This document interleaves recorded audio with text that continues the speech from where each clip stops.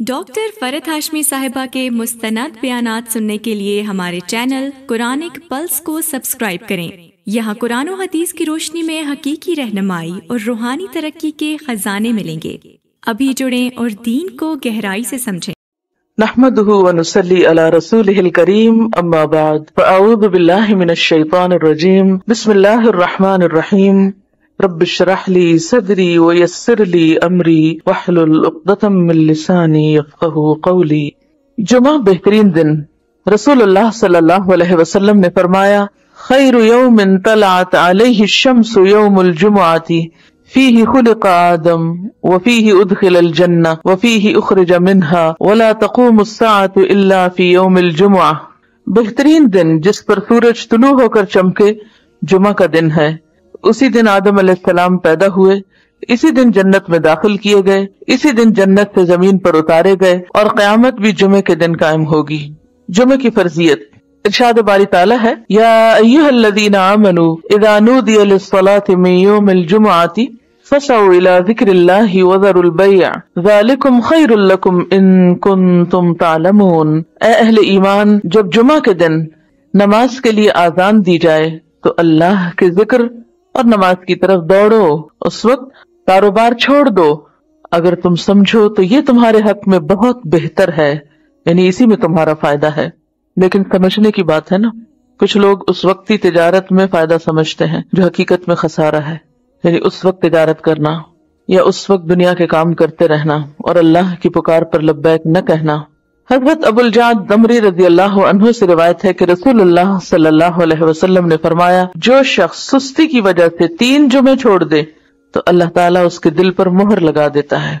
आप सल्लल्लाहु अलैहि वसल्लम ने फरमाया, लोग जुमा छोड़ने से बाज आ जाएं, वरना अल्लाह ताला उनके दिलों पर मोहर लगा देगा, फिर वो गाफिल हो जाएंगे। तो इससे पता चलता है कि जब इंसान एक नाफरमानी करता है और उसके बाद तौबा नहीं करता और फिर दोबारा वही काम करता है और फिर से 12 वही काम करता है, तो फिर वो अल्लाह की रहमत से दूर होने लगता है और ऐसा बेहिस होता है कि नेकी का शौक भी और गुनाहों पर किसी किस्म की फिक्र और परेशानी सब खत्म होकर रह जाता है। हजरत इब्न मसूद से रिवायत है कि रसूलुल्लाह सल्लल्लाहु अलैहि वसल्लम ने उन लोगों के घरों को जो जुमा से पीछे रह जाते हैं जला देने का कस्द किया, यानी ये इरादा किया कि उनके घर ही जला दिए जाएं। जुमा का छोड़ना बहुत बड़ा गुनाह है, इस पर शदीद वईद है, लिहाजा हर मुसलमान पर जुमा पढ़ना फर्ज है। इसमें हरगिज़ सुस्ती नहीं करनी चाहिए। जब खतीब मिंबर पर चढ़े और आजान हो जाए तो सारे कारोबार हराम हो जाते हैं। जुमा के मुतफर्रिक मसाइल। नंबर 1, रसूलुल्लाह सल्लल्लाहु अलैहि वसल्लम ने फरमाया, जिसका अल्लाह और आखिरत के दिन पर ईमान है उस पर जुमा फर्ज है। मरीज, मुसाफिर, औरत, नाबालिग लड़का और गुलाम जुमा की फर्जियत से मुस्तस्ना है, यानी इन पर जुमा फर्ज नहीं। अगर चाहे तो पढ़ ले, नहीं तो जोहर की नमाज भी काफी। नंबर 2, नबी सल्लल्लाहु अलैहि वसल्लम ने फरमाया, जो शख्स जुमा के रोज खूब अच्छी तरह नहाए और पापयादा यानी पैदल मस्जिद में जाए, इमाम के नजदीक होकर दिल जमी से खुतबा सुने, यानी इधर उधर गफलत के साथ नहीं बल्कि पूरी तवज्जो के साथ अगली सफों में बैठकर, और कोई लग़्व बात न करे, तो उसको हर कदम पर 1 बरस के रोजों का और उसकी रातों के क़याम का सवाब होगा। यानी इतना फजीलत वाला अमल है अगर कोई शख्स पूरी तवज्जो और मोहब्बत और शौक के साथ करे। हज़रत सलमान फारसी रज़ियल्लाहु अन्हु से रिवायत है कि रसूलुल्लाह सल्लल्लाहु अलैहि वसल्लम ने फरमाया, जो शख्स जुमा को नहाए और जिस कदर पाकी हासिल हो सके करे, यानी अपने जिस्म की भी सफाई, अपने बालों की, हर चीज की, फिर तेल या अपने घर से खुशबू लगाए, जो भी मयस्सर हो, यानी थोड़ा एहतमाम के साथ निकले और मस्जिद को जाए। वहां 2 आदमियों के दरमियान रास्ता न बनाए, यानी लोगों की गर्दनें न फैलांगे या उनको परेशान न करे आगे जाने के लिए, यानी जहां जगह मिले वहीं बैठ जाए। फिर अपने मुकद्दर की नमाज पढ़े, फिर दौरान खुतबा खामोश रहे, तो उसके गुज़श्ता जुमा से लेकर इस जुमा तक के गुनाह बख्श दिए जाते हैं। हर किस्म की हर किस्म की तारीफ अल्लाह सुब्हानहू तआला के लिए है, जो बहुत मेहरबान, निहायत रहम फरमाने वाला है, करम नवाज है, एहसान फरमाने वाला है। उसने हमें इस्लाम के नूर की तरफ हिदायत दी और हमें कुरान सिखाया और इल्म और ईमान के रास्ते की तरफ हमारी रहनुमाई की। सब तारीफ अल्लाह के लिए है, बहुत ज्यादा तारीफ, पाकीज़ा और बाबरकत तारीफ, जिसे हमारा रब पसंद फरमाए और उससे राजी हो जाए। کیونکہ ہماری زندگی میں ایمان سب سے زیادہ قیمتی چیز ہے۔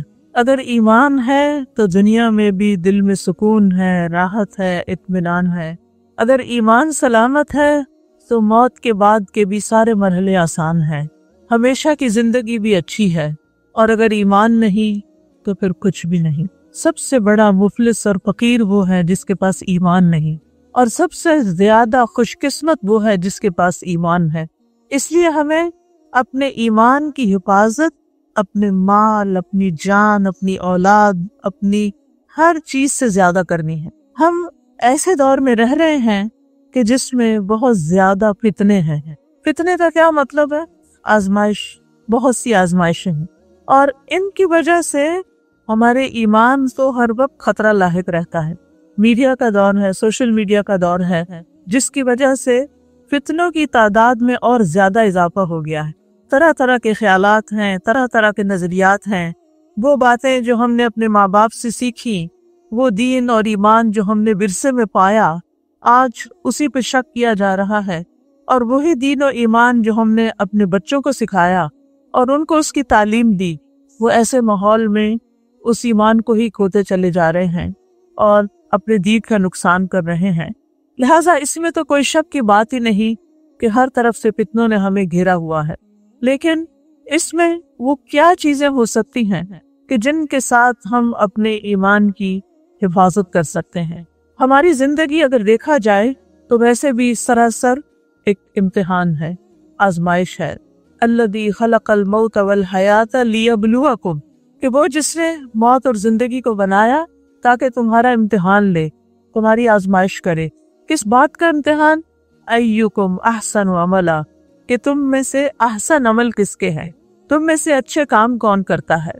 لہٰذا یہ امتحان تو جس دن ہم دنیا میں آئے تھے اس دن سے شروع ہو چکا ہے اور موت تک یہ جاری رہتا ہے، بلکہ کامیابی کا انحصار اس پر ہے کہ ہمارا خاتمہ کس پر ہوتا ہے۔ کیونکہ حدیث سے پتہ چلتا ہے کہ ایک شخص ساری زندگی نیک عمل کرتا ہے لیکن مرنے سے پہلے کچھ ایسے کام کرتا ہے کہ اس کا خاتمہ بالخیر نہیں ہوتا۔ تو اس لیے یہ فکر کی بات ہے، اور ہمیں اس بات کو ایکسپٹ کر لینا چاہیے کہ ہم سب امتحان میں ہیں۔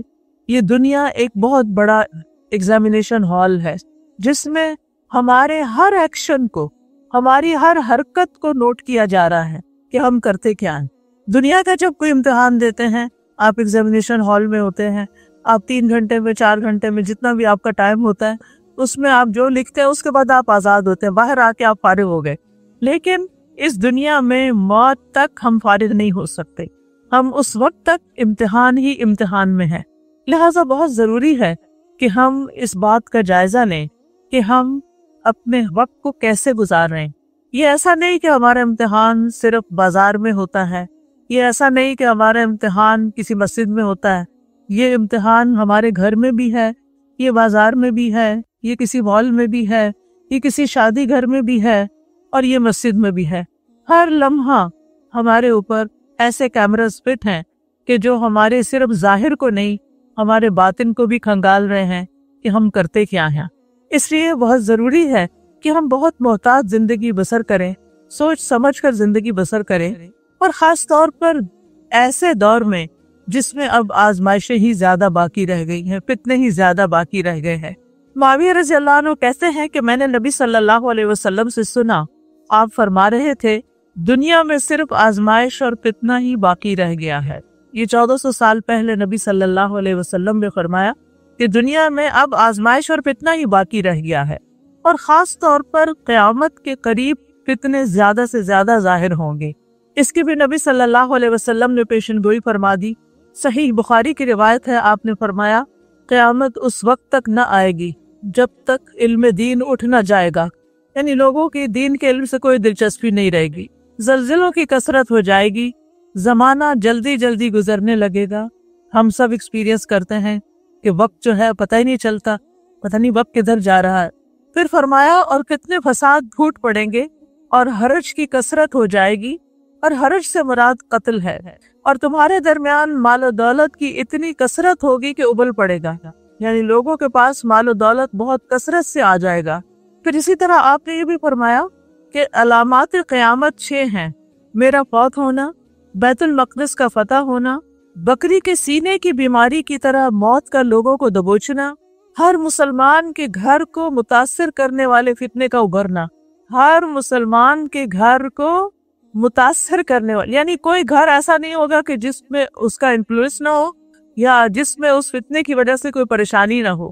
آدمی کو 1000 دینار دیے جائیں تو اس کا خاطر میں نہ لانا، یعنی یہ تو کچھ پیسہ ہی نہیں، یہ تو کچھ مال ہی نہیں، کم سمجھنا۔ اور روم کی غداری اور اسی کے جھنڈوں کے نیچے چلیں گے اور ہر جھنڈے کے نیچے 12,000 افراد ہوں گے۔ یہ کچھ اور باتیں ہیں جو آئندہ اللہ بہتر جانتا ہے کہ کس طرح سامنے آتی ہیں، لیکن باقی چیزیں تو ہم نے دیکھ لی۔ پھر اسی طرح آپ نے یہ بھی فرمایا کہ فتنے جو ہے بارش کے قطروں کی طرح اتریں گے۔ اسامہ بن زید رضی اللہ عنہ روایت کرتے ہیں کہ نبی صلی اللہ علیہ وسلم مدینہ کے ٹیلوں میں سے ایک ٹیلے پہ چڑھے، یعنی اوپر جگہ پہ چڑھے، فرمایا جو کچھ میں دیکھتا ہوں کیا تم بھی دیکھتے ہو؟ صحابہ نے کہا نہیں، ہمیں کوئی کچھ نظر نہیں آ رہا۔ آپ نے فرمایا میں فتنوں کو دیکھ رہا ہوں جو بارش کے قطروں کی طرح تمہارے گھروں کے اندر داخل ہو رہے ہیں۔ یعنی نبی صلی اللہ علیہ وسلم تو اللہ کے رسول تھے، خاص چنے ہوئے بندے تھے، تو ان کو کچھ ایسی چیزیں بھی دکھائی جاتی تھی جو ایک عام انسان نہیں دیکھ سکتا۔ تو آپ نے فتنوں کو گرتے ہوئے دیکھا کہ ہر گھر میں داخل ہو رہے ہیں۔ اسی طرح آپ نے فرمایا مجھے تمہارے متعلق ان گمراہ کن خواہشات کا سب سے زیادہ فکر ہے، اندیشہ ہے، جن کا تعلق پیٹ اور شرمگاہ سے ہوتا ہے، اور گمراہ کن فتنوں کا بھی ڈر ہے کہ تمہیں فتنے حق سے ہٹا دیں گے، دین سے ہٹا دیں گے، تمہارا ایمان لے جائیں گے۔ اسی طرح ہم دیکھتے ہیں کہ ہمارا دشمن شیطان بھی فتنہ برپا کرنے کے لیے روزانہ اپنے لشکر بھیجتا ہے۔ جابر رضی اللہ عنہ کہتے ہیں کہ رسول اللہ صلی اللہ علیہ وسلم نے فرمایا بے شک ابلیس اپنا تخت پانی پر بچھاتا ہے، پھر وہ اپنے لشکر روانہ کرتا ہے، اس کے سب سے زیادہ قریب وہ ہوتا ہے جو سب سے بڑا فتنہ ڈالتا ہے۔ یعنی ابلیس کے لشکر ہیں اور وہ دنیا میں اپنے لشکر بھیجتا ہے، اور ابلیس سے سب سے زیادہ قریب کون ہے؟ جو سب سے بڑا فتنہ پرداز ہے۔ ان میں سے ایک آ کر کہتا ہے میں نے فلاں فلاں کام کیا، وہ کہتا ہے تم نے کچھ نہیں کیا۔ پھر ان میں سے ایک آ کر کہتا ہے میں نے فلاں کو اس وقت تک نہیں چھوڑا یہاں تک کہ اس کے اور اس کی بیوی کے درمیان تفریق کرا دی، طلاق دلوا دی۔ اور کہا جاتا ہے کہ اب طلاق کی ریشو شادیوں سے بھی زیادہ ہو گئی ہے، بچے شادی نہیں کر رہے اور جو کر رہے ہیں وہ سیٹل نہیں ہوتے، بس وہ اس کو اپنے قریب کرتا ہے اور کہتا ہے تم سب سے بہتر ہو جو میاں بیوی کو لڑا کر آئے ہو، پھر وہ اسے اپنے ساتھ لگا لیتا ہے، یعنی اس کو اپنے گلے سے لگا لیتا ہے۔ تو اس سے آپ اندازہ لگائیں کہ کس قدر یہ فتنہ عام ہے کہ اچھے بھلے میاں بیوی کے درمیان چھوٹی چھوٹی باتوں پر آپس کی لڑائی جھگڑا اور آپس کی نوک جھونک اور بدمزگی اور ایسی چیزیں کہ جس کی وجہ سے ان کے باہمی تعلقات خراب ہو جاتے ہیں۔ تو سوال یہ پیدا ہوتا ہے کہ فتنہ ہے کیا؟ فتنہ ہر وہ معاملہ ہے، ہر وہ چیز فتنہ ہے جو آپ کو اللہ سبحانہ وتعالی سے اور اللہ کی اطاعت سے دور کر دے۔ یعنی ہر انسان کے لیے وہ چیز فتنہ ہے، چاہے وہ آپ کا سیل فون ہو، چاہے وہ آپ کے بچے ہوں، چاہے وہ آپ کا سپاؤز ہو، چاہے وہ آپ کی جاب ہو، چاہے وہ آپ کا کوئی شوق ہو، کوئی ہابی ہو، ہر وہ چیز، دوبارہ سن لیجیے کہ ہر وہ چیز، ہر وہ معاملہ جو آپ کو اللہ سبحانہ وتعالیٰ سے دور کر دے اور اللہ تعالیٰ کی اطاعت سے دور کر دے۔ آپ غور کیا کیجئے کہ وہ کون سے کام ہوتے ہیں، وہ کون سی چیزیں ہوتی ہیں کہ جن کی وجہ سے آپ کی نماز دیر سے ہوتی ہے، یا نماز قضا ہو جاتی ہے یا آپ نماز لیٹ کر دیتے ہیں۔ ہو سکتا ہے وہ آپ کا کوکنگ کا شوق ہو سکتا ہے وہ آپ کا گھومنے پھرنے کا شوق ہو سکتا ہے وہ آپ کا شاپنگ کا شوق ہو، یعنی کون سی چیز ہے؟ ہم میں سے ہر شخص جب کوئی بات سنے تو وہ اپنے آپ کو انالائز کرے۔ عام طور پر ہوتا یہ ہے کہ جب ہم لیکچر میں جاتے ہیں تو جو بات ہم سنتے ہیں ہم سوچتے ہیں یہ فلاں ہوتا نا اس کو بڑا فائدہ ہوگا، یہ تو اس کے سننے کی تھی، یہ تو فلاں کے لیے ہے، یہ میں فلاں کو جا کے اب بتاؤں گی میں یہ سن کر آئی ہوں، اور ہم اپنے لیے نہیں سوچتے کہ یہ ہمارے لیے ہے۔ علم کا فائدہ سب سے زیادہ خود ہماری اپنی ذات کو ہونا چاہیے۔ ہم جو کچھ بھی سیکھیں سب سے پہلے خود فائدہ اٹھائیں اور پھر اس کے بعد دوسروں کو فائدہ پہنچائیں۔ اگر ہم نے خود کھا لیا تو پھر دوسروں کو کھلانا آسان ہوگا۔ جو چیز ہم خود نہیں کھا رہے ہوں اور ہم دوسروں کو کہ آپ کھا لیں تو وہ کوئی پرواہ نہیں کرتا، لیکن اگر ہم اپنا ایکسپیرینس بتاتے ہیں کہ میں نے اس کو بہت ہی مزے کا پایا ہے اور مجھے اس سے بہت فائدہ ہوا، تو دوسرے کے کان کھڑے ہو جاتے ہیں، اچھا چلے میں بھی دیکھتا ہوں۔ میں بھی کچھ کرتا ہوں, میں بھی چکھ کے دیکھ لیتا ہوں. تو اس لیے علم بھی دوسروں پر, بات بھی دوسروں پر وہ اثر کرتی ہے جس پر ہم خود عمل کر رہے ہوتے ہیں. جو ہم خود نہ کر رہے ہوں اور صرف بتانے والے ہوں, وہ وقتی طور پہ تو لوگ سن لیتے ہیں لیکن اس سے ان کا عمل نہیں بدلتا. اس کے علاوہ بھی چونکہ عربی زبان بہت وسیع زبان ہے تو اس میں فتنے کے مختلف معنی بھی بیان کیے گئے ہیں. فتنے کا معنی مشقت بھی ہے کہ جو چیز انسان کو مشقت اور تکلیف میں ڈال دے. فتنے سے مراد مال بھی ہوتا ہے. قرآن مجید میں آتا ہے کہ تمہارے مال اور اولاد تمہارے لیے فتنہ ہے, اولاد بھی فتنہ ہے. اسی طرح لوگوں کا آپس میں لڑائی جھگڑا اور جس کو کہتے ہیں نا فتنہ فساد, وہ بھی فتنہ ہوتا ہے. فتنہ ظلم کو بھی کہتے ہیں. پھر یہ یاد رکھیے کہ فتنہ صرف شر میں نہیں ہوتا, فتنہ خیر میں بھی ہوتا ہے. جو نعمتیں ہمیں ملی ہیں وہ نعمتیں بھی ہمارے لیے فتنہ بن جاتی ہیں. جیسے اولاد ہے, بچے ہیں, ہمیں ان سے اتنی محبت ہوتی ہے کہ بعض اوقات ان کی وجہ سے ہم کچھ غلط کام کر جاتے ہیں. اسی طرح مال خیر بھی ہے, لیکن آپ نے دیکھا ہوگا کہ عموماً جب لوگوں کے پاس مال زیادہ آنے لگتا ہے تو پھر کیا ہوتا ہے پھر اتنا ہی وہ اللہ سے دور ہونے لگتے ہیں. وہ مال کو خیر کے کاموں میں, اپنی آخرت بنانے میں خرچ کرنے کی بجائے اپنی دنیا کو ایکسپینڈ کرنے لگتے ہیں. پھر وہ اس پہ راضی نہیں ہوتے, پھر اس سے بہتر کی تلاش, بہتر سے بہتر کی تلاش, جس کے نتیجے میں ان کی عبادات بھی ضائع ہوتی ہیں اور ان کے بعض اوقات معاملات بھی خراب ہوتے ہیں. پھر اسی طرح یہ ہے کہ ہر تکلیف بھی ایک آزمائش ہوتی ہے اور ہر راحت بھی آزمائش ہوتی ہے. آپ دیکھیے کہ آپ کو اگر اچھا نرم گرم بستر مل جاتا ہے اور اچھی نیند آپ کو آتی ہے تو پھر صبح فجر کے وقت کب اٹھتے ہیں آپ؟ جن لوگوں کو نیند نہیں آتی وہ پھر اٹھ جاتے ہیں, لیکن جن لوگوں کو بہت گہری نیند کا آنا اللہ کی بڑی رحمت ہے, بڑی نعمت ہے, کیونکہ سلیپ کے بے شمار فائدے ہیں. جن لوگوں کی سلیپ ڈسٹرب ہوتی ہے ان کو بہت سی بیماریاں لاحق ہو جاتی ہیں. لیکن اس نعمت کو پا کر جب اللہ اکبر کی آواز آتی ہے, ہمارا الارم بجتا ہے, تو پھر ہم کیا کرتے ہیں؟ ہم سائڈ بدل کے پھر سو جاتے ہیں. تو یہ بھی ہمارے لیے ایک فتنہ ہے. پھر اسی طرح باقی چیزیں بھی, پھر کچھ اس کے برعکس جیسے بیماری ہے, فقر و فاقہ ہے, جو ہمیں چیزیں ناپسند ہوتی ہیں وہ تو سب ہمارے لیے ویسے ایک آزمائش ہیں ہی. تکلیف دہ چیزوں پر تو انسان پھر اللہ تعالیٰ کی طرف رجوع کرتا ہے, لیکن جب نعمتیں زیادہ ملتی ہیں تو انسان بھول جاتا ہے کہ یہ تو میرے لیے آزمائش ہے, یہ تو ایک فتنہ ہے اور مجھے کیئرفل ہونا ہے اور بھی کیئرفل ہونا ہے. تو ان دونوں چیزوں میں انسان کو اپنے اوپر چیک رکھنے کی ضرورت ہے, اچھے حالات میں بھی اور تکلیف دہ حالت میں بھی. عبد الرحمن بن عوف کہتے ہیں ہم رسول اللہ صلی اللہ علیہ وسلم کے ساتھ تکلیف اور تنگی میں آزمائے گئے تو اس پر ہم نے صبر کر لیا. اس کے بعد کشادگی کی حالت اور خوشی میں آزمائے گئے تو ہم صبر نہ کر سکے. یعنی تکلیف سے زیادہ راحت ہمارے لیے آزمائش بن گئی. پھر اسی طرح آپ دیکھیے ایک اور چیز بھی, کچھ چیزیں تو سامنے نظر آتی ہیں اور ہم سمجھ بھی پاتے ہیں یہ میرے لیے فتنہ ہے, یہ آزمائش ہے, یہ مجھے اللہ سے دور کرے. دیکھیں ایک ہی کرائٹیریا آپ نے رکھنا ہے سامنے, یہ کون سی چیز مجھے اللہ سے دور کرے. کیا وہ کوئی انسان ہے, دوست ہے, کوئی مال ہے, کیا چیز ہے, کوئی شوق ہے. تو الرٹ ہو جانا ہے. جہاں بھی آپ اس کی وجہ سے اللہ سے دور ہو رہے ہیں, کوئی نافرمانی کا کام کر رہے ہیں, جو اللہ کو ناراض کرنے والا کام کر رہے ہیں, کچھ چیزیں تو نظر آتی ہیں, لیکن ایک بات اور بھی یاد رکھیے کہ کچھ چیزیں نظر بھی نہیں آتی. کچھ فتنے ہمیں دکھائی بھی نہیں دیتے, کچھ فتنوں کا ہمیں پتہ ہی نہیں چلتا کہ یہ ہمارے لیے فتنہ ہے. وہ تو اور بھی خطرناک بات ہے. آپ دیکھیے کہ اگر آپ کے ہاتھ پہ کوئی پھوڑا نکل آئے تو کیا ہوتا ہے, آپ کو فوراً فکر پڑ جاتی ہے. آپ ایک دوا لیتے ہیں, دوسری لیتے ہیں, جب تک وہ ٹھیک نہ ہو جائے آپ روز اس کو دیکھتے رہتے ہیں اب کہاں پہنچے. اللہ نہ کرے کہ اگر کسی کے پیٹ میں کینسر ہو جائے اس کو پتہ بھی نہیں چلتا. اور عموماً پھر کیا ہوتا ہے کہ جب بالکل انسان آخری دم پہ پہنچتا ہے پھر ڈائگنوز ہوتا ہے, پھر ڈاکٹر کہتے ہیں ریورسیبل, اب کچھ نہیں ہو سکتا, اب اس کا کوئی علاج نہیں, کیونکہ وہ اندر چھپا ہوا تھا, وہ آپ کو نظر نہیں آیا. آپ نے کہا پیٹ میں درد ہے, چلو یہ ٹوٹکا کر لو, وہ دوا کھا لو, وہ پانی پی لو, مختلف چیزیں کرتے رہتے ہیں. بہت سے لوگ جب بیمار ہوتے ہیں تو اس بیماری کی فکر نہیں کرتے, ڈاکٹر کے پاس نہیں جاتے, خود سے خود ڈاکٹر بن جاتے ہیں اور اپنا علاج خود کرتے رہتے ہیں, اور اس نتیجے میں اپنی ڈاکٹری سے اور زیادہ بیمار ہو جاتے ہیں, حتیٰ کہ وہ بیماری ہلاکت خیز بن جاتی.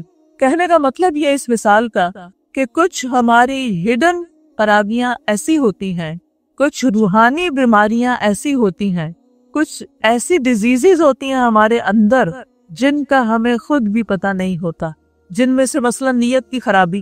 اگر نیک کام کرتے ہوئے بھی نیت خراب ہے، اللہ کے لیے نہیں کر رہے، دکھاوے کے لیے کر رہے ہیں، تو ہم ایک طرح سے آزمائے جا رہے ہیں کہ ہم اس وقت میں کیا کر رہے ہیں اور ہمیں پتہ بھی نہیں چلا۔ اسی طرح کچھ لوگوں کے لیے ان کی اپنی بد زبانی، زبان درازی فتنہ ہوتی ہے، اور وہ اس کو سمارٹ ہونا کہتے ہیں کہ میں بہت چالاک ہوں، اپنے آپ کو سوچتے ہیں، تو دوسروں کو تو نہیں کہتے میں بہت سمارٹ ہوں، میں بہت حاضر جواب ہوں، میں بہت ذہین ہوں، میں ہر ایک کو چپ کرا سکتا ہوں، میں ہر ایک کا منہ بند کر سکتا ہوں۔ اور اس طرح کی باتوں سے وہ کیا کرتے ہیں، اپنے آپ کو بہت خوش رکھتے ہیں کہ میرا کانفیڈنس لیول بہت بھائی، مجھے کوئی کچھ نہیں کہہ سکتا، مجھے کسی کی پرواہ نہیں۔ اس طرح کی جو تھنکنگ، اس طرح کے جو خیالات ہوتے ہیں انسان کے اندر، وہ انسان کے لیے بہت بڑی آزمائش ہوتے ہیں کہ انسان اپنی برائیوں کو، اپنے برے خیالات کو، اپنے حسد کو، اپنے بغض کو، اور اسی طرح کی جو نفاق کو، منافقت کو، دو رخے پن کو ڈیٹیکٹ نہ کر پائے کہ یہ میرے اندر خرابی ہے۔ اور اگر کوئی اس کو یاد دلا دے یا بتا دے کہ دیکھو تم بات نہیں سیدھی کرتے، تم ٹھیک نہیں کر رہے، یا تمہارے اندر یہ بات صحیح نہیں ہے، تو پھر کیا کرتے ہو، مائنڈ کر جاتے ہیں، اس سے ناراض ہو جاتے ہیں۔ لہٰذا وہ خرابیاں اندر ہی اندر پلتی رہتی ہیں، حتیٰ کہ انسان کے منہ سے ایسی باتیں نکلتی ہیں، انسان کے اندر سے ایسے برے کام نکلتے ہیں کہ وہ اس کی ہلاکت کا باعث بن جاتے ہیں۔ تو بہرحال بعض اوقات لوگوں کے لیے کوئی بھی آفت جو اس کو اس کے مقصد سے پھیر دیتی ہے، اس کے لیے فتنہ بن جاتی ہے، چاہے مال ہو یا اولاد ہو۔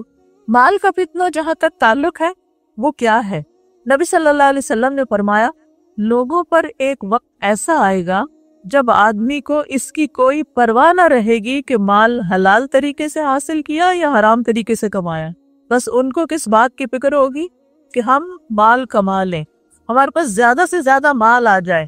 کہاں سے آتا ہے، کسی کو دھوکہ دے کے آتا ہے، چوری کر کے آتا ہے، لوٹ کے آتا ہے، اس سے کوئی فرق نہیں پڑتا۔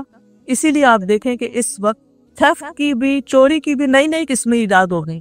آپ کے کریڈٹ کارڈز ہیک ہو جاتے ہیں، آپ کے بینک سے پیسے نکل جاتے ہیں اور پتہ بھی نہیں چلتا۔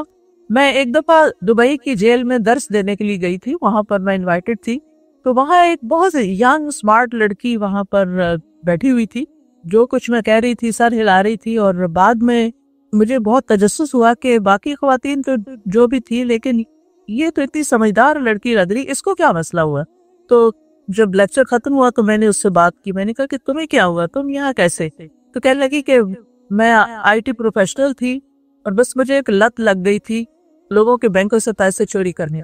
کہتی میرا ہسبینڈ بہت ویل ٹو ڈو تھے، جب وہ گھر سے چلے جاتے، صبح جاب پہ چلے جاتے، اور میرے پاس کچھ کرنے کا کام نہیں تھا، میں دبئی میں تھی، کوئی ایسا نیبرہڈ نہیں تھا، کوئی اور مصروفیت نہیں تھی، تو میں کمپیوٹر پہ بیٹھ جاتی اور بیٹھ کے چوری شروع کر دیتے، اور ہر ٹرانزیکشن پر مجھے وہ لذت ملتی کہ جیسے میں نے بہت کچھ اچیو کر لیا۔ اب آپ دیکھیں کہ ایک غلط کام ہے اور انسان کو اسی کا نشہ ہو گیا، اس کی ایڈکشن ہو گئی۔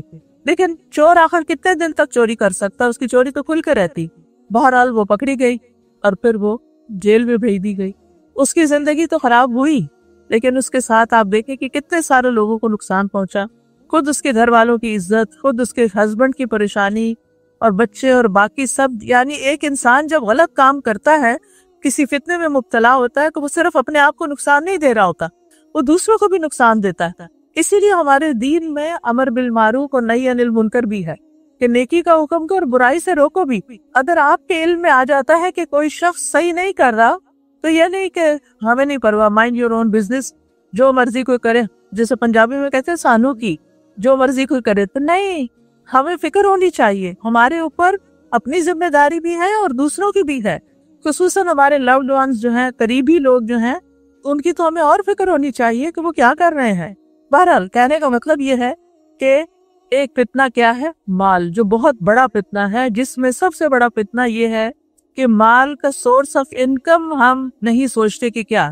یہ تھفٹ کی باتیں تو بہت بڑی باتیں ہیں، لیکن اس کے علاوہ بھی آپ دیکھیں کہ بہت سے لوگوں نے اب سوشل میڈیا کو انکم جنریٹنگ ٹول بنایا ہوا ہے، وہ ان سے انکم جنریٹ کرتے ہیں، اور مثلا یوٹیوب پر اشتہار، اب چینل بنا لیا، اس پہ جھوٹی سچی خبریں ڈالی، کچھ فیکٹس صحیح ہوئے، کچھ غلط ہوئے، بعض اوقات بالکل ایسی انفارمیشن ہوتی ہے جس کا کوئی تعلق نہیں، لیکن دوسروں کا انٹرٹین کرنا، بعض اوقات اس میں فضول باتیں کی جاتی۔ کچھ لوگ تو بہت فاؤل لینگویج یوز کر رہے ہوتے ہیں اور لوگ اس پہ ہنس رہے ہوتے ہیں اور ان کو بہت سی لائکس مل رہی ہوتی ہیں.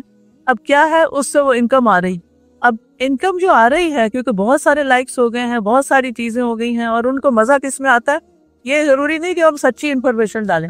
بہت سے وہ لوگ بھی اس میں شامل ہیں جو جھوٹی حدیث کے نام سے, دین کی باتوں کے نام سے وہ لوگوں کو فارورڈ کر رہے ہوتے ہیں, اور اس میں مینی ٹائمز فارورڈڈ اوپر لکھا ہوا آتا ہے. اب اس طرح کی چیزیں لوگوں میں غلط انفارمیشن پھیلانا, دین کے بارے میں یا دنیا کے بارے میں یا ہیلتھ کے بارے میں یا فوڈ کے بارے میں یا ایکسرسائز کے بارے میں یا کسی بھی چیز کے بارے میں لوگوں کو مس لیڈ کرنا, یہ بہت بڑا ظلم ہے اور بہت سارے لوگوں پہ ظلم ہے.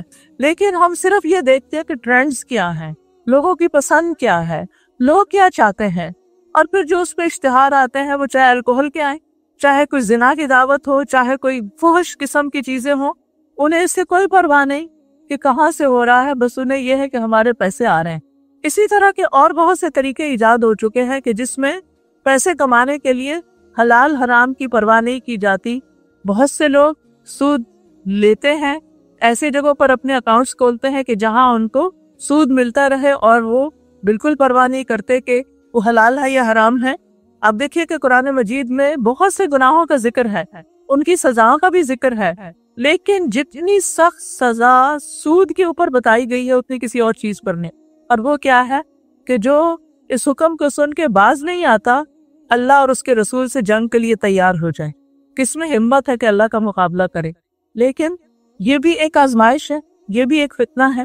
پھر اسی طرح یہ ہے کہ ایسی گیمز بنانا, ایسی گیمنگ کرنا, بہت سے لوگ اس کو جوئے کی طرح کھیل رہے ہوتے ہیں اور اس سے پیسے بنا رہے ہوتے ہیں. یعنی کوئی یہ جاننے کی زحمت نہیں کرتا کہ یہ طریقہ حلال ہے یا حرام ہے, بس اس بات کی فکر ہے کہ کتنے پیسے بن گئے. پھر اسی طرح کچھ لوگ تو ڈائریکٹ جوئے میں انوالو ہیں, وہ لاٹری کھیلتے رہتے ہیں اور ان کو اس کی ایڈکشن ہو جاتی ہے, اور افسوس یہ ہے کہ خود مسلمان اس کام میں شریک ہیں.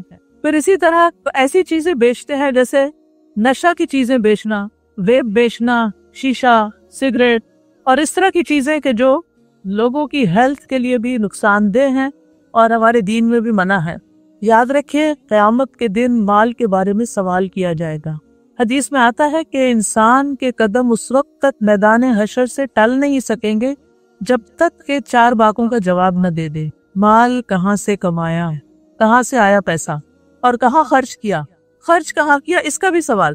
ہم سمجھتے ہیں ہمارا مال ہے نا, ہم جو چاہے خریدیں, ہم اس سے حلال خریدیں, حرام خریدیں, کہیں بھی اس کا استعمال کریں, سو واٹ, ہمارا پیسہ ہے نا, ہمارا پیسہ ہماری مرضی. نہیں, ہمارا دین پیسے کے خرچ کرنے کے معاملے میں بھی ہم پر چیک رکھتا ہے کہ انہوں نے خرچ کہاں کیا. ابھی تو بینکس کے ذریعے اور ٹرانزیکشنز کے ذریعے ٹرینڈز دیکھے جا رہے ہیں نا, کہ کریڈٹ کارڈ کے ذریعے کہ لوگ زیادہ سے زیادہ کہاں سپینڈنگ کرتے ہیں, اور پھر اس کے مطابق چیزیں تیار ہوتی ہیں, بزنسز اس پہ چل رہے ہیں, مارکیٹنگ کا ایک ذریعہ ہے یہ. لیکن آپ دیکھیے کہ قیامت کے دن اس پر بھی پوچھا جائے گا کہ خرچ کہاں کیا, کس کو دیا, اچھے کام میں دیا یا نہیں دیا. قرآن مجید میں آتا وَآتِ ذَا الْقُرْبَى حَقَّهُ وَالْمِسْكِينَ وَابْنَ السَّبِيلِ, یہ ان لوگوں کے لیے بہتر ہے, یعنی آتِ ذَا الْقُرْبَى حَقَّهُ وَالْمِسْكِينَ, رشتہ دار کو اس کا حق دو, چاہے وہ غریب ہے, امیر ہے, والدین کو دو, اولاد کو دو, رشتہ داروں کو دو, بیوی کا نان نفقہ دو. وَآتِ ذَا الْقُرْبَى حَقَّهُ وَالْمِسْكِينَ, اور اس کے بعد پھر مسکینوں کی خبر لو, جو تمہارے رشتہ داروں میں یا ویسے ضرورت مند ہیں ان کو دو, اور وابن السبیل, مسافروں کو دو. ذالک خیر, یہ ان کے لیے بہتر ہے. یریدون وجہ اللہ, جو اللہ کا چہرہ چاہتے ہیں, جو قیامت کے دن اللہ کی ملاقات کی امید رکھتے ہیں اور وہ اللہ سبحانہ وتعالیٰ کو دیکھ کر خوش ہونا چاہتے ہیں. کیونکہ جب اللہ تعالیٰ کو دیکھ لیں گے تو اس کے بعد کوئی خوشی, کوئی چیز اس جیسی نہیں لگے گی انسان کو. اور پھر آپ دیکھیے کہ مومن اپنے مال میں حرام کی ملاوٹ سے بھی بچتا ہے. ایک ہے پیور حلال, ایک ہے پیور حرام, اور ایک ہے مکس آمدنی.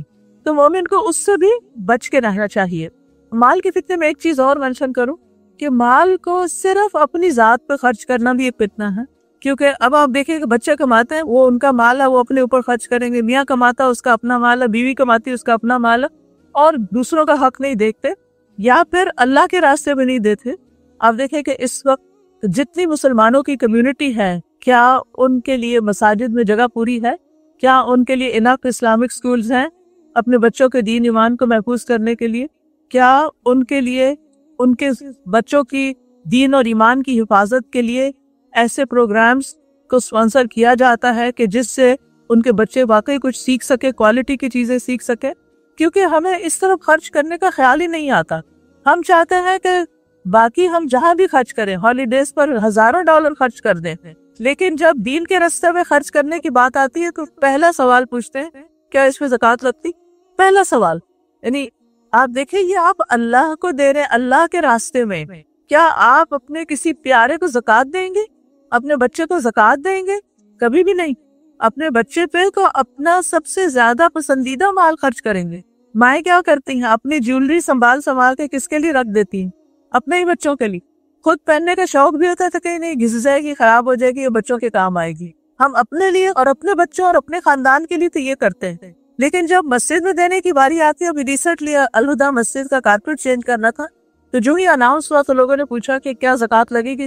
میں نے کہا مسجد کو زکوٰۃ دو، اللہ کے گھر کو زکوٰۃ دو، کیونکہ ہم اس کے علاوہ سمجھتے ہی نہیں کہ اس مال میں اور بھی حق ہے کسی کا، زکوٰۃ کے علاوہ بھی حق ہے۔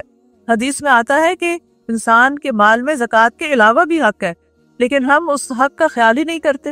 اور یہ بھی ایک فتنہ ہے کہ اپنی ذات پہ تو خرچ کرنا، لیکن اپنے رشتہ داروں پہ خرچ نہیں کرنا، اپنے بچوں پہ تو خرچ کرنا، لیکن غریب، یتیم، مسکین کے بچے پہ خرچ نہیں کرنا، ان بچوں کی پڑھائی اور ان کی اسکولنگ اس کا انتظام نہ کرنا۔ پھر اپنے اوپر تو خرچ کرنا، لیکن اللہ کے گھر پہ خرچ نہ کرنا، اللہ کے دین کے لیے خرچ نہ کرنا۔ دنیا کی تعلیم کے لیے تو خرچ کرنا، لیکن دین کی تعلیم کے لیے خرچ نہ کرنا۔ بہت سے لوگ کسی بھی کورس میں داخلہ کیوں نہیں لیتے، کوئی لیکچر سننے کے لیے کیوں نہیں جاتے جہاں پر کوئی ٹکٹ وغیرہ لگاتے ہیں؟ ظاہر ہے جو بڑی بڑی کانفرنسز ہوتی ہیں، جیسے RIS ہوتی ہے اور اسی طرح کی کانفرنسز ہوتی ہے، تو آپ دیکھیں کہ کتنی بڑی جگہ وہ ہائر کرتے ہیں، پھر کتنے اسکالرس کو باہر سے بلاتے ہیں۔ اب جو فل ٹائم اسکالرس ہوتے ہیں ان کی اپنی تو سورس آف انکم کوئی ایسا نہیں ہوتا، ان کو آنے جانے کا ٹکٹ بھی دینا ہوتا ہے، ان کے رہنے کے لیے ہوٹل کا بھی انتظام کرنا ہوتا ہے، کھانے پینے کا بھی انتظام کرنا ہوتا ہے، لیکن بہت سے لوگ ایسی کانفرنسز پہ کیوں نہیں جاتے؟ اچھا پہلے پوچھیں کہ فری ہے تو چلے جاتے ہیں، اور اگر فری نہیں ہے تو پھر ہم نہیں جا رہے، تو کس کا نقصان؟ علم کا چشمہ بہہ رہا ہے اور آپ صرف اس لیے نہیں جا رہے کہ ہمیں کچھ پیسے خرچ کرنے پڑیں۔ آپ دیکھیں کہ جو مال آپ اللہ کے راستے میں دیتے ہیں اس کے بارے میں قرآن ہمیں کیا بتاتا ہے؟ مثل الذین ينفقون اموالهم فی سبیل اللہ کمثل حبۃ انبتت 7 سنابل فی کل سنبلۃ 100 حبۃ واللہ یضاعف لمن یشاء۔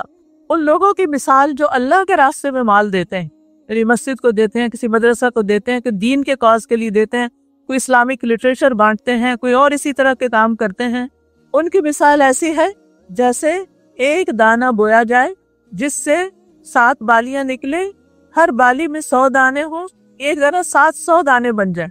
ایک چھوٹا سا گندم کا دانہ آپ لگاتے ہیں اور اس سے 700 دانے بن جائے، اتنا زیادہ اللہ تعالیٰ اس کو بڑھا دیتا ہے۔ اور پھر ساتھ ہی فرمایا کہ اللہ تعالیٰ جس کے لیے چاہتا اور بڑھا دیتا ہے، یعنی 700 سے بھی زیادہ دیتا ہے۔ لیکن ہمیں یا تو علم نہیں ہوتا، یا پھر ہم اس کی برکت اور اس کے فیض اور اس کے ثواب کو نہیں جانتے، یا ہمارا آخرت پر یقین نہیں، یا پھر ہمارا اللہ سبحانہ وتعالیٰ کی بات پر یقین نہیں کہ وہ ہمیں واقعی دے گا۔ کیونکہ جہاں ہمیں یقین ہوتا کہ یہاں انویسٹ کرنے سے آپ کی آمدنی میں اضافہ ہوگا، ہم بے دریغ انویسٹ کر دیتے ہیں۔ لیکن جہاں یہ ہے کہ پتہ نہیں ہوگا، کہ پتہ نہیں، تو پھر ہم سوچتے ہیں اچھا 50-50 ہے، اچھا کر لیتا ہوں، اچھا نہیں، اچھا کر لوں، اچھا نہیں، اسی ڈاؤن ڈول سچویشن میں رہتے ہیں۔ لیکن جہاں یقین ہو، اور اللہ سے بڑھ کے سچی بات کس کی ہو سکتی، جہاں یقین ہوتا ہے وہاں ہم وہ کام خوشی سے پھر کر لیتے ہیں، اور ایسے لوگ کل قیامت کے دن اپنے اجر سامنے پائیں گے، یعنی اللہ تعالیٰ کے ہاں۔ پھر اسی طرح مال کے علاوہ ایک اور چیز فتنہ ہے، اور وہ ہے عہدوں کا فتنہ، عہدہ، قیادت، لیڈرشپ۔ اب دیکھیں کہ اکثر جو مسلمانوں کی آرگنائزیشنز ہوتی ہیں وہ فلرش کیوں نہیں کر پاتی، وہ آگے کیوں نہیں بڑھ پاتی؟ بنیادی وجہ کیا ہوتی ہے؟ وہ لیڈرشپ کا شوق، اور پھر اس کی لیگ پولنگ، اور پھر آپس کے جھگڑے، فساد۔ کتنی ہی مسجدیں ایسی ہوں گی جن کا آپ نے شاید سنا ہو کہ ان کے جو چلانے والے ہیں، بورڈ ممبرانز ہیں، ان میں اختلاف ہے، لڑائی جھگڑے ہیں، مسجد کے نمازیوں میں آپس میں گروہ بندی بنی ہوئی ہے، یا اسی طرح جو اسلامک ادارے ہیں، آرگنائزیشنز ہیں، ان کے اندر فتنہ فساد ہے۔ یہ ایک بہت بڑا فتنہ ہے۔ ہم دین کا کام کسی عہدے کے لیے نہ کریں، نمایاں ہونے کے لیے نہ کریں کہ میری کوئی سے بنے، مجھے لوگ پسند کریں۔ میری لیڈرشپ ہو, میں لوگوں کو کنٹرول کروں. ہرگز بھی یہ تمنا نہیں ہونی چاہیے. حدیث میں آتا ہے سید القوم خادم ہو, جو قوم کا سردار ہوتا ہے وہ تو ان کا خادم ہوتا ہے, اس کو تو خدمت کرنی ہوتی ہے, اسے تو دوسروں کے کام آنا ہوتا ہے. لیکن بہت سے لوگ اس لڑائی میں, اس چپکلش میں نیکی کا کام ہی چھوڑ دیتے ہیں, بد دل ہو کے وہ ادارہ ہی چھوڑ دیتے ہیں اور اپنے آپ کو وڈرا کر لیتے ہیں. اور پھر شیطان اس چیز کو اتنا خوشنما بنا کے پیش کرتا ہے کہ لوگ کوئی کام کرنا ہی نہیں چاہتے جب تک ان کو کوئی پوزیشن نہ ملے, اور اس چیز کے شوق میں رہتے ہیں. اور پھر پاور کنٹرول, کہ پاور ہماری ہو, ہمارا کنٹرول ہو, ہماری سے ہو, ہماری مرضی ہو.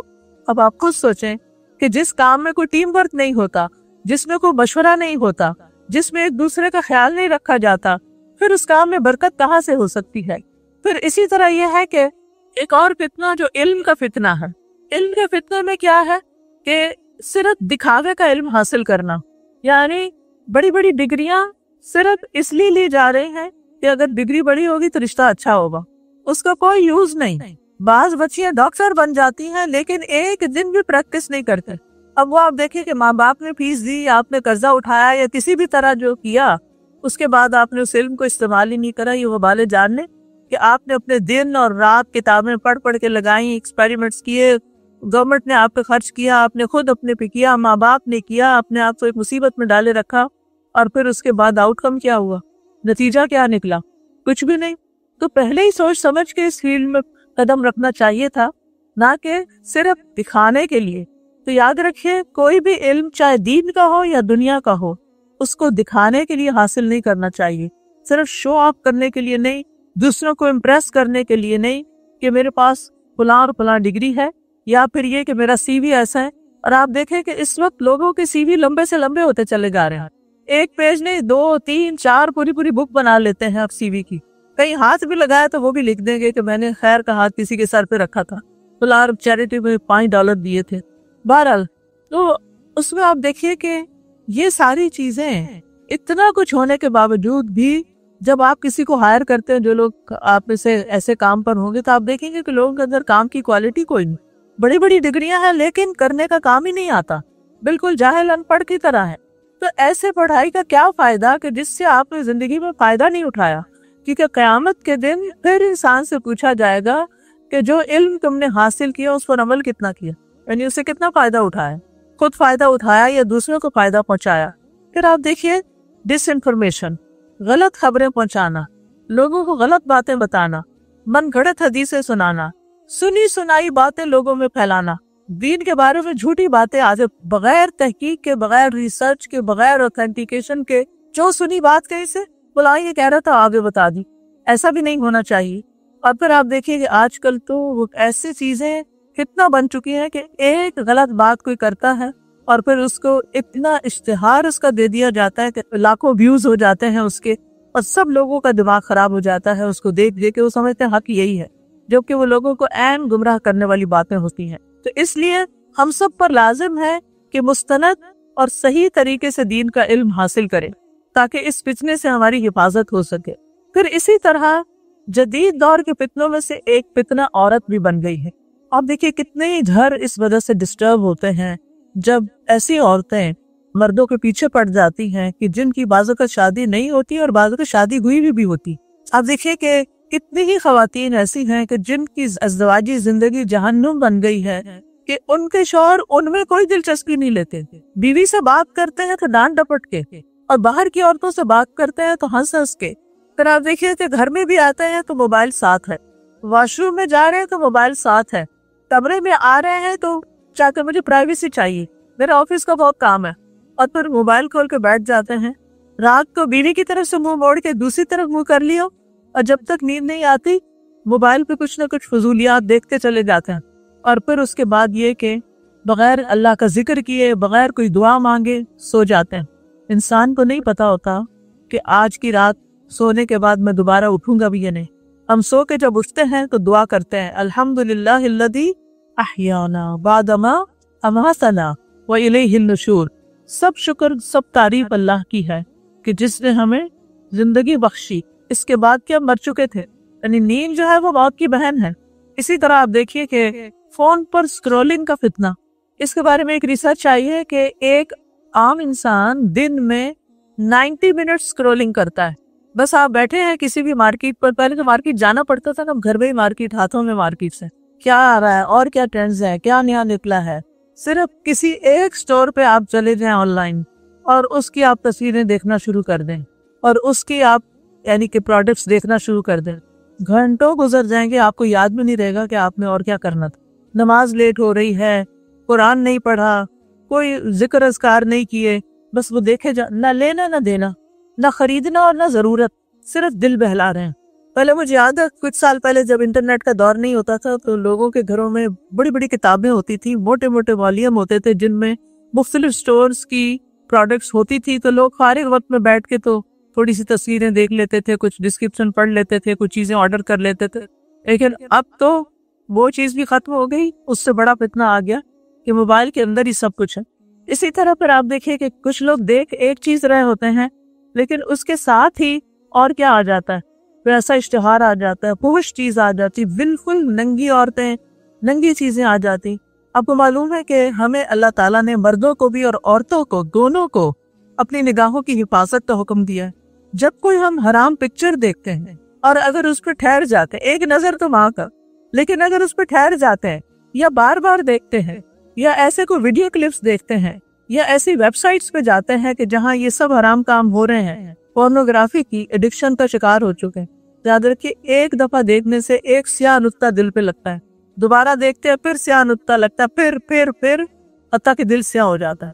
جب دل سیاہ ہو جاتا ہے تو دل سخت ہو جاتا ہے, پھر انسان کا اللہ سبحانہ و تعالیٰ کی عبادت میں دل ہی نہیں لگتا, دین کی کسی مجلس میں دل ہی نہیں لگتا, مسجد کی طرف قدم ہی نہیں اٹھتے, دینی مجالس اچھی ہی نہیں لگتی, کوئی واعظ و نصیحت پسند ہی نہیں, حتیٰ کہ اپنے موبائل پر بھی کوئی ایسی چیز اگر آ جائے کوئی دین سے متعلق اس کو جلدی سے گزار دیتے ہیں کیونکہ دل تو کہیں اور اٹکا ہوا ہے.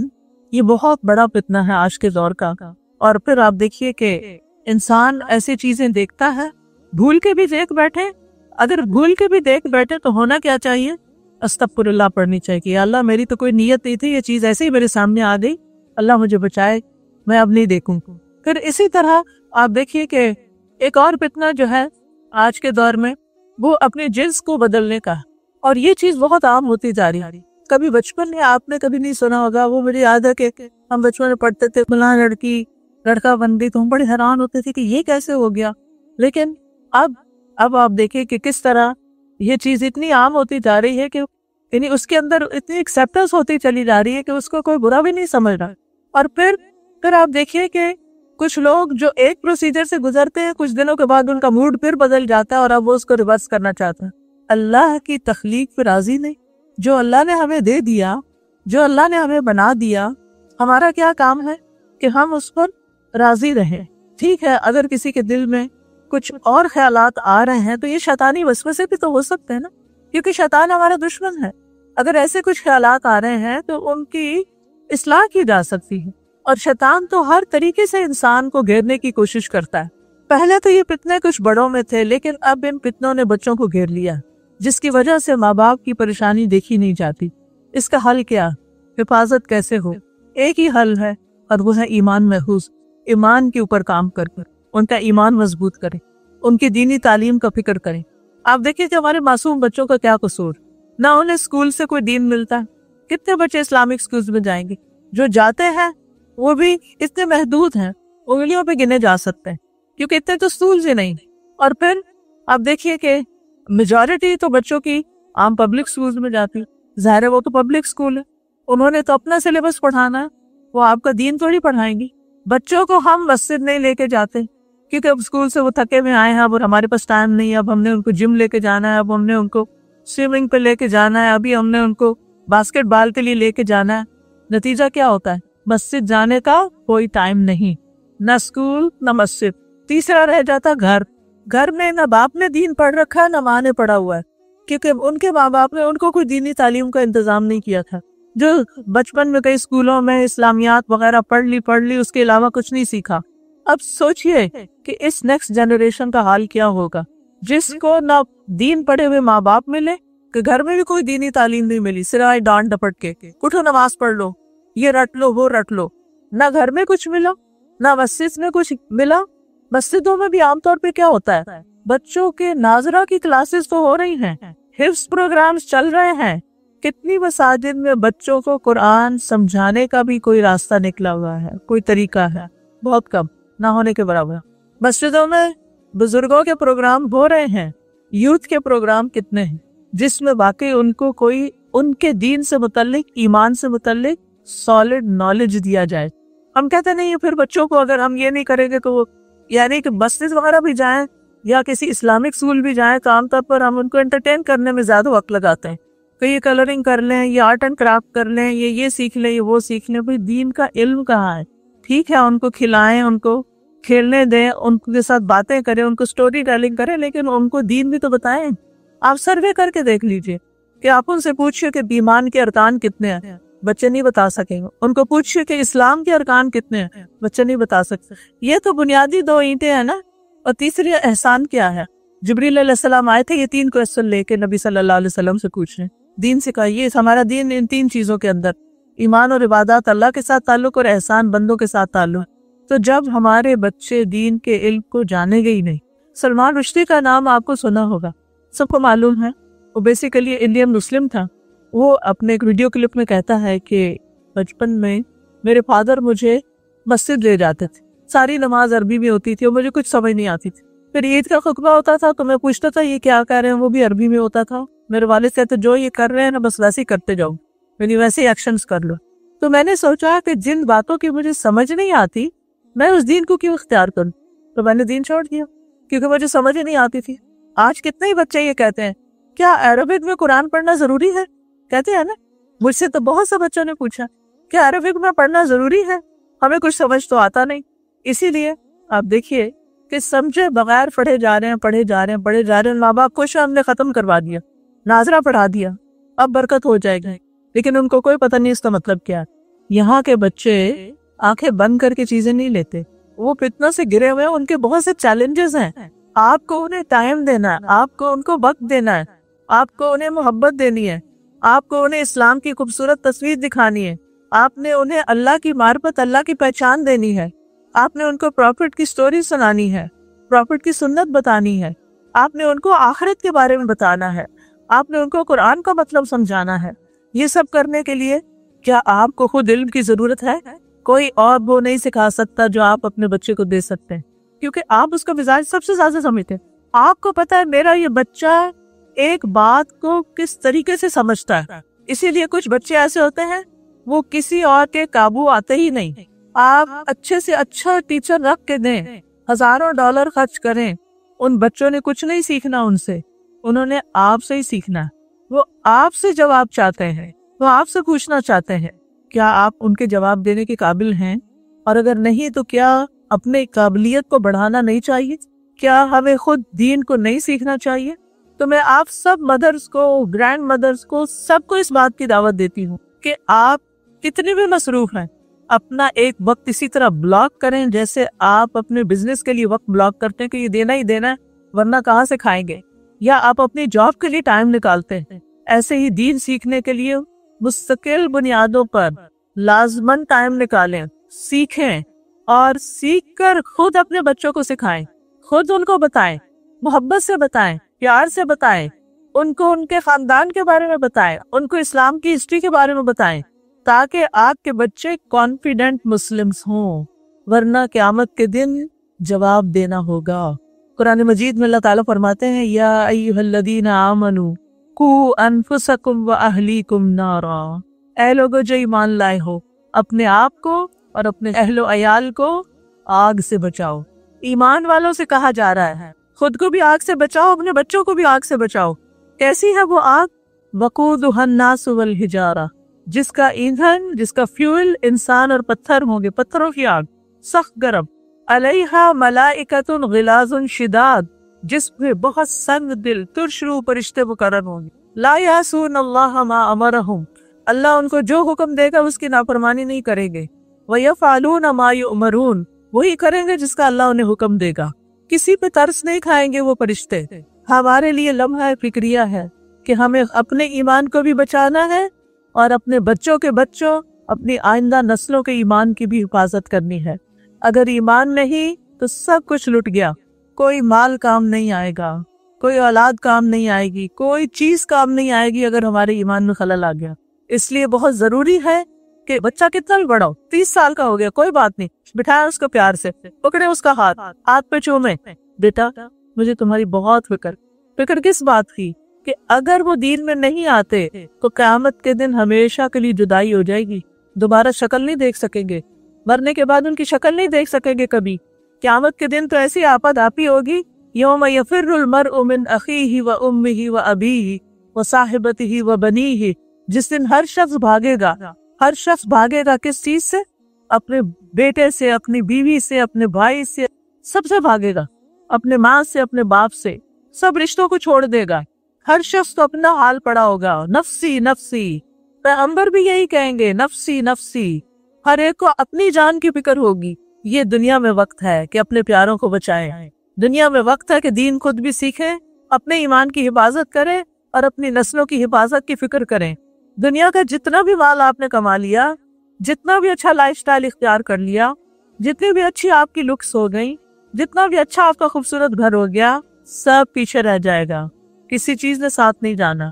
ایمان ساتھ جائے گا, عمل صالح ساتھ جائے گا, نیک عمل ساتھ جائیں گے, ان کے لیے وقت نکالیں. پھر آپ دیکھیں کہ ایک اور فتنہ کیا ہے, دل کا مردہ ہو جانا, کسی چیز میں دل نہ لگنا, یعنی کسی برائی کو برائی نہ سمجھنا, کسی نیکی کو نیکی نہ سمجھنا, اچھائیوں اور برائیوں کا نہ پہچاننا, اور پھر خواہشات کا غلبہ ہو جانا, یعنی صرف وہ کرنا جو اچھا لگتا ہے, کھانے میں صرف وہ کھانا جس کا مزہ لگتا ہے, پہننے میں وہ پہننا جو بس مجھے اچھا لگتا ہے. کیا واقعی ہمارا یہی معیار ہونا چاہیے کہ ہم اپنے دل کی مرضی پہ چلتے رہیں ہر چیز میں؟ نہیں, ہمیں یہ دیکھنا ہے کیا ہماری صحت کے لیے اچھا ہے, جس کی وجہ سے ہم اللہ کی عبادت اچھے سے کر سکیں. کون سا لباس ایسا ہونا چاہیے کہ جس کو پہن کے ہم صحیح طور پر نماز ادا کر سکیں. ہمیں بات کیسے کرنی چاہیے کسی سے کہ جس سے ہمارا رب ہم سے ناراض نہ ہو, کسی کو لک ڈاؤن نہ کرے, کسی کو حقیر نہ سمجھے, کسی پہ ظلم نہ کرے, کسی کی عزت کے اوپر حملہ نہ کرے. پھر آپ دیکھیں ایک اور فتنہ ہے دنیا کی چمک دمک کا فتنہ, ایک سے ایک نئی چیز, ایک سے ایک نئی چیز. صرف کسی ایک دکان میں بھی گھس جائے تو اتنی ورائٹی ہوگی چیزوں کی, چاہے وہ فوڈ کی ہے, چاہے وہ آپ کے ڈریسز کی ہے, چاہے وہ پرس ہے, چاہے وہ یعنی یو نیم اٹ. تو بہت سے لوگ دل لگانے کے لیے, دل بہلانے کے لیے پھر ایسا ہی کرتے ہیں. جب کاموں سے فارغ ہوتے ہیں تو چلو تھوڑا سا مال کا چکر لگاتے, واک بھی ہو جائے گی. لیکن اصل مسئلہ واک نہیں ہے, اصل مسئلہ کیا ہے, کچھ اور ہے. وہاں ہی دل کیوں لگتا ہے؟ اللہ کی قدرت جا کے دیکھے, پارک میں اتنا اچھا موسم ہے, وہاں جا کے واک کرے, جہاں اللہ کی نشانیاں نظر آئے, اللہ کی عظمت دل میں بیٹھے, اس کی ہیبت دل میں آئے, اس کی محبت دل میں آئے, اور اس کے ساتھ باتیں کریں, اپنی روحانی صحت کو بہتر بنائیں. پھر اسی طرح آپ دیکھیے کہ اخلاقیات کے بارے میں مختلف فتنے, یعنی لوگوں کے ساتھ جو معاملات ہیں ہمارے, اپنے رشتہ داروں کے ساتھ, اپنے گھر والوں کے ساتھ, اپنے بچوں کے ساتھ, اور بچوں کے آپس میں ریلیشن شپ, ان پر نظر ڈالیں وہ کیسے ہیں, ان کی کتنی اصلاح کی ضرورت ہے. اور پھر سب سے بڑا فتنہ دجال کا فتنہ, یعنی فتنے تو ہیں ہی لیکن سب سے بڑا فتنہ دجال کا فتنہ ہے. جب وہ باہر آ جائے, ابھی دجال آیا نہیں, جب آئے گا تو کیا حال ہوگا. وہ زمین سے کہے گا اپنی پیداوار نکالو, اور وہ اگا دے گی فوراً. لوگوں کا ایمان خراب ہو جائے گا دیکھ کے کہ یہ تو واقعی خدا, وہ اپنے آپ کو خدا کہے گا کہ میں خدا ہوں, تو لوگ اس کے پیچھے لگ جائیں گے. پھر اسی طرح وہ آسمان سے کہے گا بارش برسے, بارش برسنے لگے گی. اس وقت مومن بھی ہل جائے گا, اور جو اس کی بات نہیں مانے گا وہ اس کو کھانا نہیں دے گا, فوڈ پر اس کا پورا کنٹرول ہو جائے گا. تو صحابہ کو پریشانی ہوگی کہ اس وقت پھر ہم کیا کھائیں گے. آپ نے فرمایا مومنوں کی خوراک اس وقت وہی ہوگی جو فرشتوں کی ہے. فرشتے کیا کھاتے ہیں, کچھ کیا پڑھتے ہیں, تسبیح, سبحان اللہ و بحمدہ سبحان اللہ العظیم, یعنی تسبیح کی کثرت. پھر آپ دیکھیے کہ اس سب سے بڑے فتنے میں ہمیں اپنے ایمان کو بچانا ہوگا کہ کچھ بھی ہو جائے ہمیں ایسی کسی چیز سے انفلوئنس نہیں ہونا. بات یہ ہے کہ یہ ایک دن میں نہیں ہوتا, اس کے لیے اپنا پورا لائف سٹائل اسلامی کرنا ہوتا ہے. اپنی ہر چیز میں یہ دیکھنا ہوتا ہے کہ اللہ تعالیٰ کو کیا پسند ہے اور کیا پسند نہیں. ہمیں بعمل زندگی بسر کرنی ہے تاکہ ہماری موت اسلام کی حالت میں آئے. بلا تموتن الا وانتم مسلمون. پھر اسی طرح یہ ہے کہ خوش قسمت ہے وہ شخص جو فتنوں سے بچ جائے. اب فتنے تو ہیں ہی, لیکن اب کرنا کیا ہے بچنے کے لیے؟ نمبر 1, قرآن کو مضبوطی سے تھام لیں، قرآن سے گائیڈنس لیں، قرآن کا ترجمہ پڑھیں، قرآن کی تفسیر جانیں۔ قرآن مجید میں آتا ہے کہ اتل ما اوحی الیک من الکتاب واقم الصلاۃ، اے رسول کتاب میں سے جو آپ کی طرف وحی کیا گیا اس کی تلاوت کیجیے اور نماز قائم کی۔ اور تلاوت کا مطلب صرف ریسیٹیشن نہیں ہوتا، تلاوت کا مطلب ہوتا سمجھ کے پڑھنا بھی۔ کلا یتلو تلون کا مطلب ہوتا اس کا پیچھا کرنا، یعنی غور و فکر کرنا۔ تو قرآن کو مضبوطی سے تھامنا، نماز وقت پر پڑھنا، نماز قائم کرنا فتنوں سے بچنے کا ذریعہ ہے۔ اللہ تعالیٰ فرماتے ہیں والذین یمسکون بالکتاب واقاموا الصلاۃ انا لا نضیع اجر المصلحین، جو لوگ کتاب کو مضبوطی سے پکڑتے ہیں اور نماز قائم کرتے ہیں تو بے شک ہم اصلاح کرنے والوں کا اجر ضائع نہیں کرتے۔ ایک ہوتا ہے صالح انسان جو خود نیک ہوتا ہے، اور ایک ہوتا ہے مصلح جو خود بھی نیک ہوتا ہے اور دوسروں کی اصلاح کی بھی فکر کرتا ہے۔ لہٰذا آپ خود بھی سیکھیں اور دوسروں کو بھی اس چیز کی طرف انوائٹ کریں۔ پھر آپ دیکھیے کہ جس دل میں قرآن ہے وہ دل زندہ دل ہوتا ہے، اور جس دل میں قرآن نہیں ہوتا وہ دل مردہ ہو جاتا ہے، اللہ کا ذکر چھوڑنے والا مردہ ہو جاتا ہے۔ تو فتنوں کے سامنے جو زندہ دل ہوگا وہی اس سے بچ سکے گا۔ پھر آپ دیکھیے کہ ہمارے لیے کتاب کو مضبوطی سے تھامنا ہر طرح کے فتنوں سے بچنے کا ذریعہ ہے۔ اس میں قرآن کی تلاوت کرنا، قرآن کو یاد کرنا، تجوید سے پڑھنا، اس کے احکامات سیکھنا، اس پر غور و فکر کرنا، پھر آگے اس کو سکھانا، قرآن کی تلاوت کو معمول بنائیں۔ صحابہ کرام فتنوں کے دور میں قرآن کو مضبوط پکڑ لیتے تھے، یعنی زیادہ سے زیادہ قرآن کی تلاوت کرتے تھے۔ آج کل لوگ پڑھتے کم ہے، سنتے زیادہ ہے، اور سنتے ہوئے باتیں بھی بہت کر رہے ہوتے ہیں۔ وہ سمجھتے گھر میں لگا دیے سورۃ البقرہ بس سب کافی ہے، سب پروٹیکشن ہو جائے گی، خود کھول کے نہیں پڑھتے۔ اور بعض لوگ کہتے ہیں صرف قاریوں کی خوبصورت آواز کے پیچھے جاتے ہیں، فلاں قاری کو لگاؤ، فلاں قاری کو لگاؤ۔ یہ کہنا چاہیے قرآن مجید سناؤ، یہ نہیں کہنا چاہیے قاری کو لگاؤ، کیونکہ اس میں نیت کیا ہے کہ ایک اچھی آواز سے بس محظوظ ہو جائیں۔ یہ نیت نہیں ہونی چاہیے، اللہ کے کلام کو توجہ سے سننا چاہیے۔ پھر آپ دیکھیے کہ قرآن کا کچھ نہ کچھ حصہ یاد کرتے رہنا چاہیے، اور پھر قرآن کو سمجھنے کی پوری کوشش کرنی چاہیے۔ دنیا میں سب سے زیادہ پڑھی جانے والی کتاب قرآن ہے۔ روزانہ کچھ نہ کچھ قرآن سے سیکھیں، سنیں۔ شاید آپ کو وہ قرآن لرن قرآن ایپ کے بارے میں بتایا ہوگا، اینڈرائڈ پہ بھی ہے اور آئی فون پر بھی۔ اس میں ایک ایک آیت کی تجوید، ترجمہ اور تفسیر بتائی گئی۔ جب آپ اپنی جاب پر جا رہے ہیں یا کوکنگ کر رہے ہیں یا کوئی بھی کام کر رہے ہیں تو آپ گھر میں یا اپنے راستے میں روزانہ کی بنیاد پر ایک یا دو آیتیں لازماً سیکھیں، اور کنسسٹنسی کے ساتھ شروع سے لے کے آخر تک قرآن مجید کو سن جائیں، کیونکہ قرآن کو چھوڑنا خطرناک کام ہے۔ قیامت کے دن اللہ کے رسول صلی اللہ علیہ وسلم فرمائیں گے یا رب ان قوم اتخذوا هذا القرآن مہجورا، اے میرے رب میری قوم نے قرآن کو چھوڑ دیا تھا۔ پھر رسول اللہ صلی اللہ علیہ وسلم کی سفارش کیسے ہوگی؟ پھر اسی طرح یہ ہے کہ گھروں کے اندر قرآن ضرور پڑھنا چاہیے تاکہ شیاطین اور فساد اور فتنے اور لڑائیاں اور جھگڑے اور بے برکتیاں اور بدمزگیاں ختم ہوں۔ پھر اسی طرح آپ دیکھیے کہ جس گھر میں قرآن نہیں پڑھا جاتا اس گھر کی خیر و برکت کم ہو جاتی ہے۔ پھر نماز کی حفاظت، فتنوں سے بچنے کے لیے دوسری اہم چیز نماز ہے، اور نماز اقامت صلاۃ، یعنی مرد حضرات مسجد خود بھی آئیں اور بچوں کو بھی لے کر آئیں، کیونکہ مردوں کے لیے مسجد کی نماز لازم ہے۔ ٹھیک ہے اگر مسجد سے بہت دور ہے، لیکن کوئی نہ کوئی وقت ضرور نکالے کہ جس میں مسجد جائیں، کیونکہ مسجد میں ڈاکٹر فرحت ہاشمی صاحبہ کے مستند بیانات سننے کے لیے ہمارے چینل قرآنک پلس کو سبسکرائب کریں۔ یہاں قرآن و حدیث کی روشنی میں حقیقی رہنمائی اور روحانی ترقی کے خزانے ملیں گے۔